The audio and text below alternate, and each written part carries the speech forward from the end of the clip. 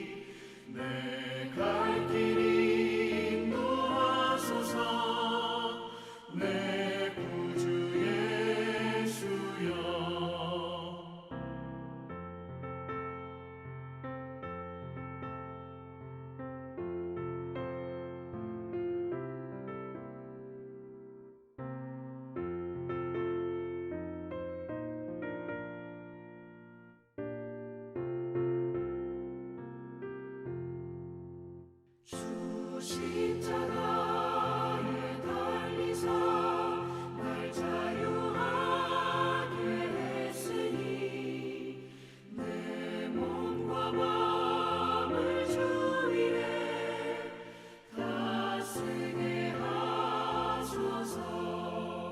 나 구주 위에 살리라. 내 기쁨 한량 없으리. 내 갈 길이 인도하소서. 내 구주 예수여. 아멘.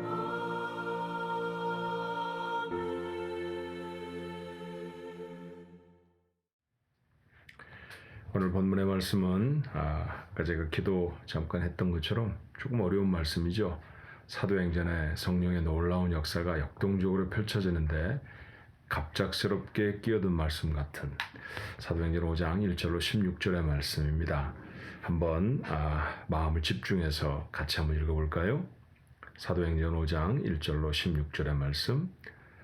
아나니아라 하는 사람이 그의 아내 삽비라와 더불어 소유를 팔아 그 값에서 얼마를 감추매 그 아내도 알더라. 얼마만 가져다가 사도들의 발 앞에 두니 베드로가 이르되 아나니아야 어찌하여 사탄이 내 마음에 가득하여 내가 성령을 속이고 땅값 얼마를 감추었느냐.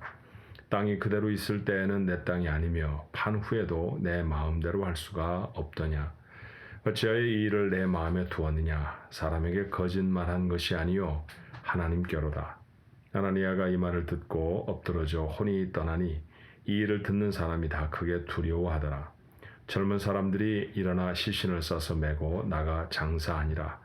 3시간쯤 지나 그의 아내가 그 일어난 일을 알지 못하고 들어오니 베드로가 이르되 그 땅 판 값이 이것뿐이냐 내게 말하라 하니 이르되 예 이것뿐이니라 하더라. 베드로가 이르되 너희가 어찌 함께 꾀하여 주의 영을 시험하려 하느냐.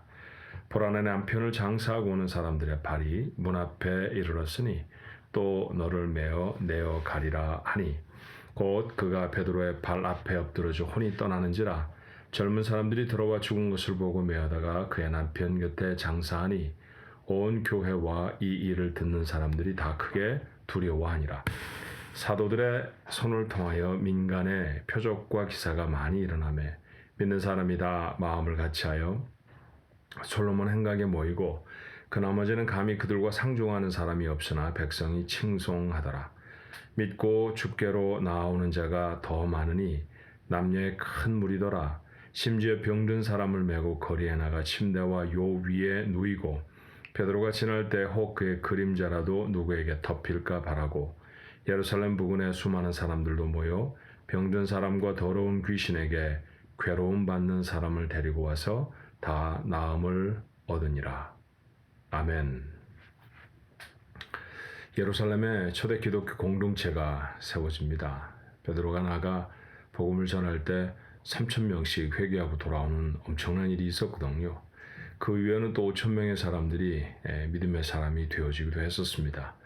물론 모두가 다 한 공간에 모여 있지는 않았을 터이지만 그리스도인이라고 하는 아이덴티티, 그런 자신의 신분이 무엇인지에 대한 이해는 그 모두에게 있었을 거예요. 그래서 우리는 그들 모두를 통칭해 한 곳에 모이지 않았을지라도 예루살렘 초대교회 그렇게 말합니다.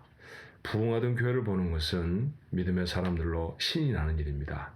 얼마나 멋질까요? 설교를 했더니 3,000명이 돌아와 회개하고 하나님을 믿고 자신의 재산을 팔아서 교회에 가져오면 그곳으로 가난한 사람을 구제하고 이런 신나는 일들이 계속되어지다 갑작스럽게 사도행전 5장의 말씀을 만나게 됩니다.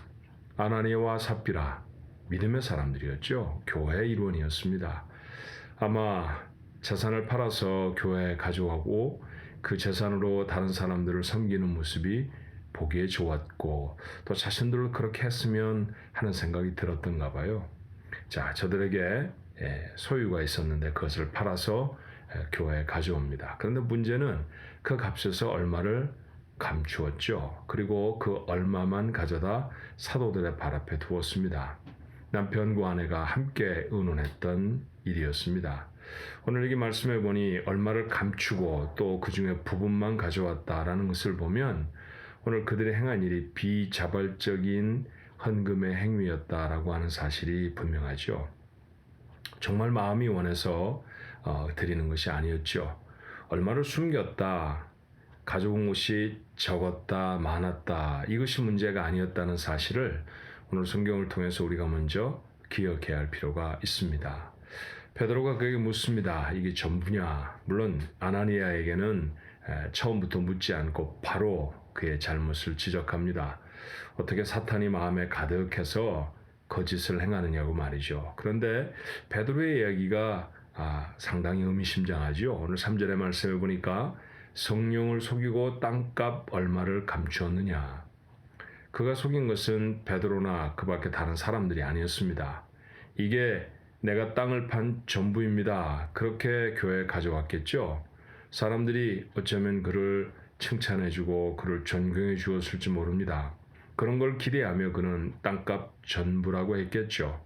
사람들이 속았습니다. 그런데 베드로는 그가 속인 것이 사람들이 아니라 성령이라고 말합니다. 다시 말하면 하나님을 속였다는 것이죠. 오늘 4절의 말씀에 땅이 그대로 있을 때는 내 땅이 아니며 판 후에도 내 마음대로 할 수가 없더냐라고 하는 언급으로 봐서 땅을 팔아 교회 전부를 다 가져와야 되는 것이 교인들의 의무는 아니었음이 분명합니다. 어떤 사람은 일부러 했을 것이고요. 심지어 어떤 이는 땅을 팔아서 가져올 생각을 하지 않았던 사람도 있었을 것입니다. 그런데 오늘 사도행전 5장에는 이런 일을 부분적으로도 선을 행하였다라고 말할 수 있는 아나니아와 삽비라에게 일어난 비극적인 사건을 담죠. 하나님은 아나니아를 벌하셨고 아나니아는 베드로의 그 말 앞에 바로 생명을 잃습니다. 3시간쯤 후에 안에 있던 삽비라가 들어오죠. 그 아내에게 베드로는 같은 것을 묻습니다. 정말 이것이 전부 다냐? 남편과 그렇게 하기로 계획을 했으니 남편이 죽은 것을 아직 몰랐던 삽비라는 당연히 그것이 전부라고 했을 것입니다.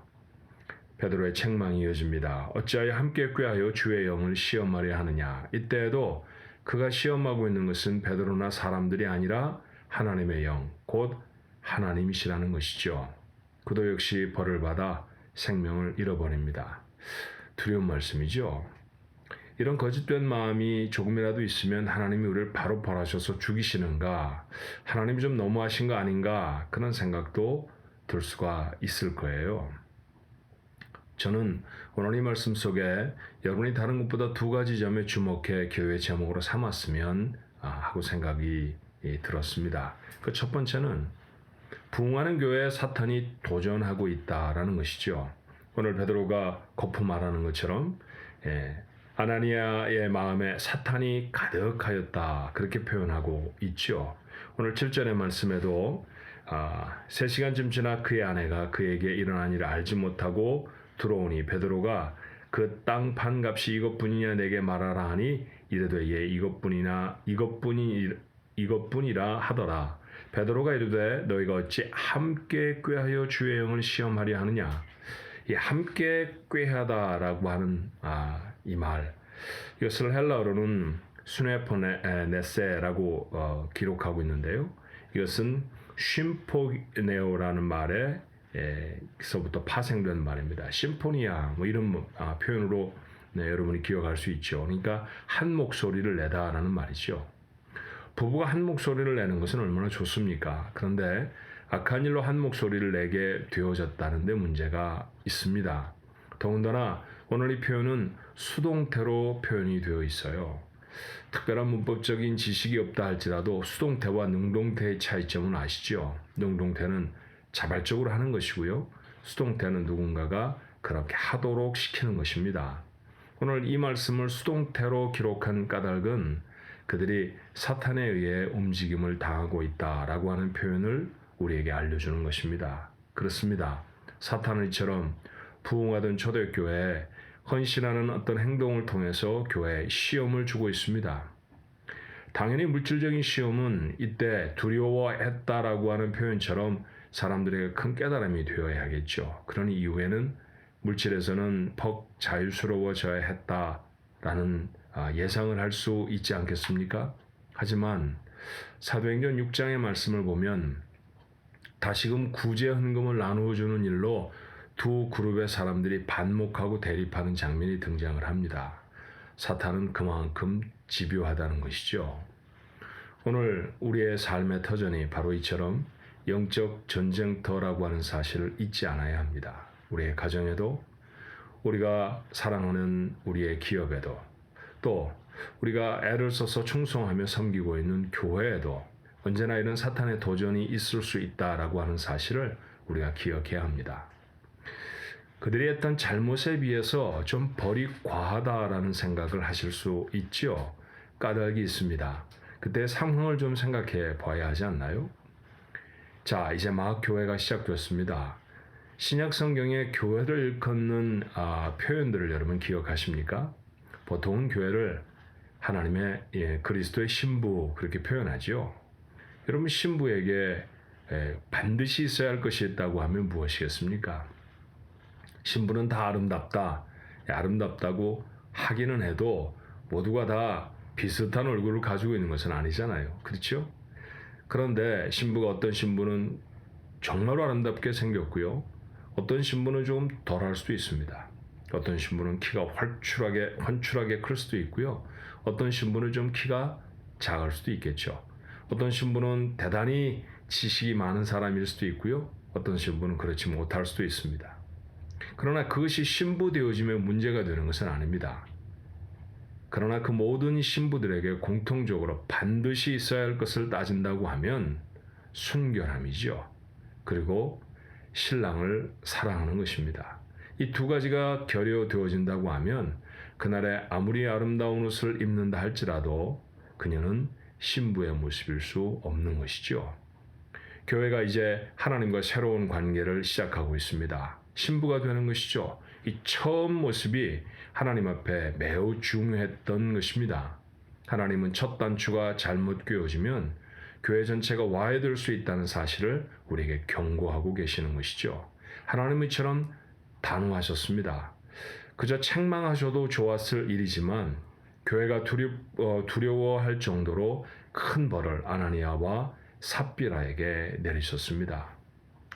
돌아보면 아나니아, 삽비라 이상의 잘못을 하는 경우도 참 많죠. 저희들의 삶에 그런 잘못은 부단히 일어납니다. 그러나 반복되고 자주 되어진다고 해서 해도 좋은 죄가 아님을 오늘 우리는 본문의 말씀을 통해 깨닫습니다. 순결을 지켜야 하는 교회이지요. 순결을 지키지 못한 그리스도인이라고 하면 하나님 앞에 온전한 모습이 될 수 없다라고 하는 사실을 오늘 우리는 하나님의 말씀을 통해 깨달을 수 있어야 합니다. 어떤 모습의 그리스도인들로 하나님 앞에 서 계신가요? 처음 주님을 마음에 담고 구원의 감격에 기뻤던 때를 기억하십니까? 예, 그런 걸 우리 첫사랑 그렇게 말하나요? 그 사랑으로 돌아가야 하지요. 요한계시록에 에베소 교회를 향해서 성령이 하셨던 책망을 우리는 기억합니다. 첫사랑을 어디에 두었느냐? 교회가 성장하고 외적으로 이 범위가 넓어진, 그래서 하나님의 사역을 더 많이 감당하게 되어지는 그런 상황 속에서 어쩌면 에베소 교회는 첫 번 사랑을 잊어버렸는지 모릅니다. 하나님의 교회를 이 모양 저 모양으로 섬기면서 우리들이 하나님을 향한 첫사랑을 잃어버리지는 않았는지, 우리는 여전히 하나님 앞에 그렇게 순결한 사람들인지 돌아볼 수 있어야 합니다. 그리고 그런 깨달음이 우리로 하나님을 더 잘 섬기는, 하나님 앞에 아름답고 온전한 모습의 삶으로 살아가게 할 것입니다. 기도의 제목이 있다고 하면 우리의 삶이 이런 영적 전쟁터라고 하는 자각을 갖게 해 주옵소서여야 하겠죠. 어디에 서 있는지 모르고 내가 전쟁을 하고 있는지 놀이를 하고 있는지 구분이 없다고 하면 그 마음의 다짐들은 좀 달라지지 않을까요? 전쟁터에 서 있습니다. 사탄에게 질 수 없죠. 이겨야 할 것입니다. 사탄이 점령해버렸던 아나니아와 삽비라와 같은 모습이 아니라 피 흘리기까지 싸워 승리하는 그리스도인의 모습, 바로 우리들의 모습이어야 합니다. 그리고 하나님, 제게 처음 부어주셨던 사랑을 놓치지 않고 잊지 않게 해주옵소서. 그 첫사랑을 유지하게 하옵소서. 오늘 하루 우리의 기도의 제목이 되어지고 살아가며 그런 모습을 점검하는 지혜로운 하루가 되어지시기를 주님의 이름으로 축원합니다. 기도할까요? 하나님, 초대 기독교 공동체 놀랍게 부흥하던 곳이었습니다. 그런데 그곳에 이런 사탄의 시험이 있습니다. 아나니아와 삽비라라고 하는 두 사람의 죽음을 보며 초대 교회 성도들만 두려워지는 것이 아니라 오늘 이 말씀을 읽고 있는 저희들도 두려운 마음이 듭니다. 하나님, 저희들의 모습은 어떤 모습으로 세상을 살아가며 하나님의 교회를 섬기는지 돌아보게 하여 주옵소서. 사탄이 전방위로 저희들을 넘어뜨리려고 공격하고 있다는 사실 압니까? 그럼에도 불구하고 전쟁터에 나와 있는지 모르는 채 그저 소풍이나 나온 것처럼 가벼이 즐기며 살아가는 인생이라고 하면 우리의 삶에 얼마나 많은 실수와 실패가 있겠습니까? 오늘도 깨어 근신하는 저희가 되게 해 주옵시고 우리에게 성령의 능력으로 무장시켜 주셔서 이 어려운 전쟁을 이길 수 있도록 축복해 주시옵소서. 간절히 원하고 기도하옵나니 우리의 삶의 첫사랑을 회복할 수 있게 도와주시옵소서. 하나님을 뜨겁게 사랑했던 우리의 삶의 모습들이 있지 않았습니까? 처음 저희들을 만나 주셨을 때 그 감격, 그 사랑, 그리고 그때의 그 다짐 놓치지 않고 거룩한 삶 앞에 나아가 살아갈 수 있는 저희 모두가 되어주도록 은혜를 더하여 주옵소서. 오늘도 사랑하는 성도들의 사랑하는 삶의 가장 세밀한 부분까지 우리 하나님 지키시고 보호해 주시옵소서. 예수님의 이름으로 간절히 기도하옵나이다. 아멘.